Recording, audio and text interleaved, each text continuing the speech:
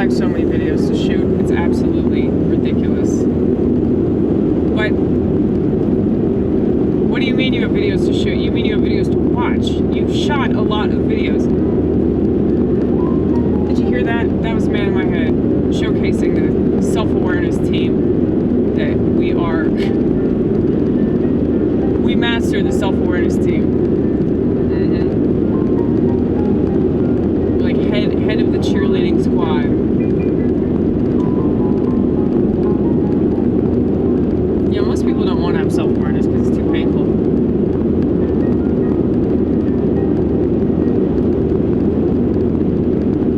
It's just so much easier to project. You know?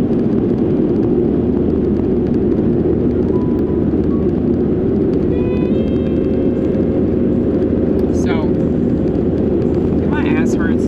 I've been driving around way too much today. Hope I don't get hemorrhoids. Yeah, that would suck. That would really suck. I'd be very upset.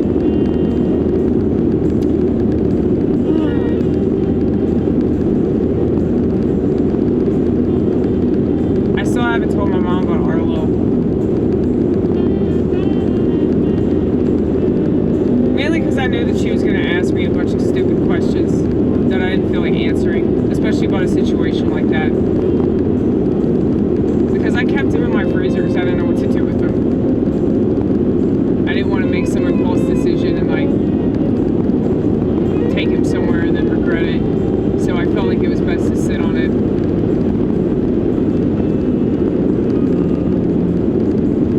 Oh, Ronnit was totally creeped out by that. She said to me yesterday, "It's not good to have a dead animal in your freezer." Thank you, baby. Thank you so much. So much wisdom coming all the way from Tel Aviv.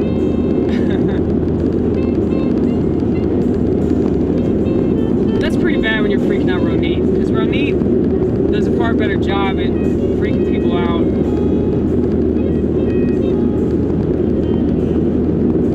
But I've talked to quite a few people that told me, well, that's what I would have done if I didn't know where to bury my cat. You know, I would have wanted to decompose and stick up the house and all that. Yeah, dude.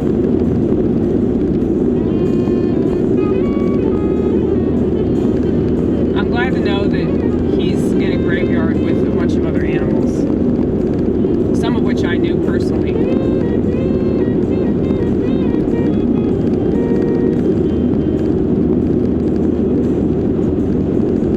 It's really cool, like when you're around an animal that hasn't seen you in a while, but they still know who you are. You know, like Checkers, Kimberly's dog, the one that saved our life from an untimely smoke-infused death. Since I almost set the house on fire.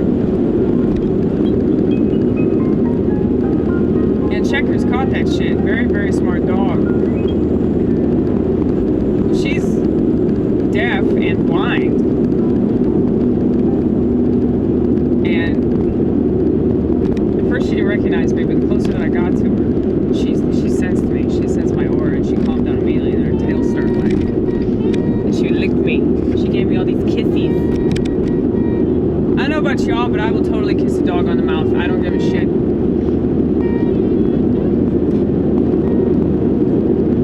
I feel like dogs have way more class than human beings. Speaking of that, I saw so many artists today with their dogs, and they had these little sweaters on their dogs.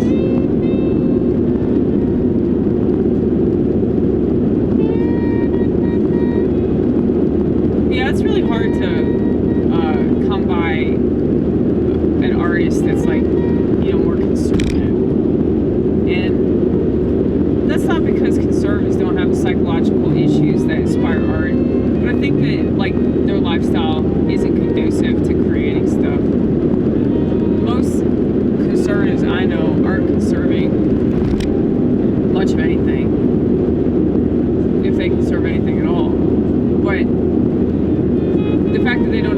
art just makes perfect sense because like they don't want to open their minds to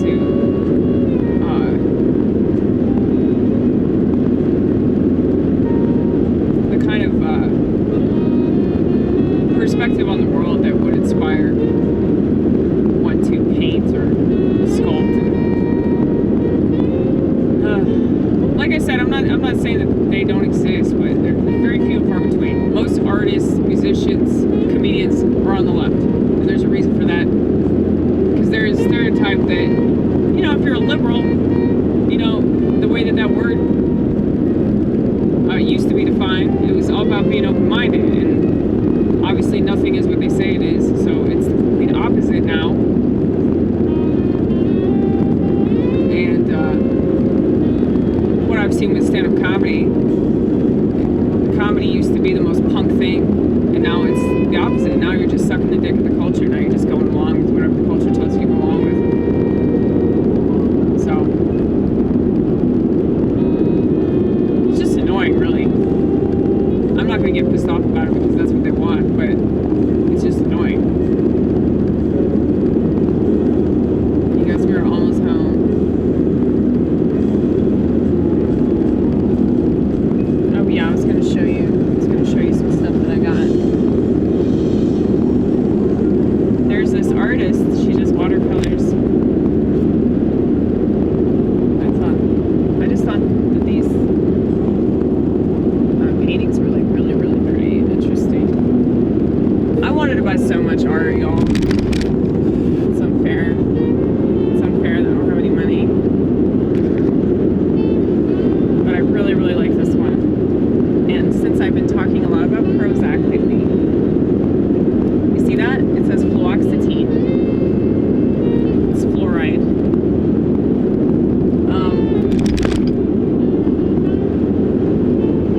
But yeah, I thought that was cool. I was gonna buy the bigger one, but it was like $15, and this one was like $5. Bigger is not always better, okay? But I wanted to support this girl because I kept looking at her stuff, like I kept going back to it.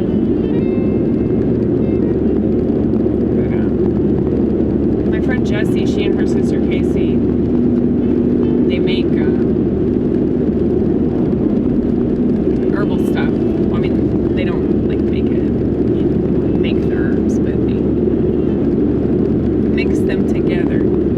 These little tincture thingamajigs. And I got some. My friend Jessie made this.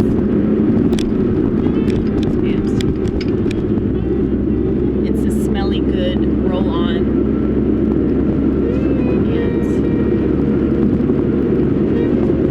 let's see what else. Also got this amazing like body butter stuff. I don't even like lotion, and I couldn't stop applying this. But it just smells really, really good.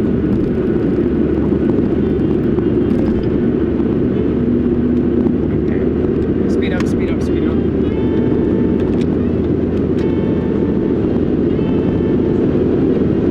And what else did I get? Casey's daughter, Hadley, is this really awesome artist.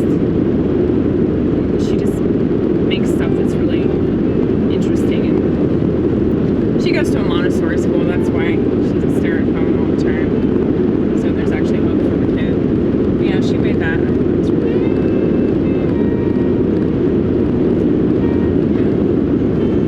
Yeah. She painted this picture of a hamburger, and I bought it last year at the same art show. It's in my kitchen right now. I don't know if y'all seen it, but it's really important to support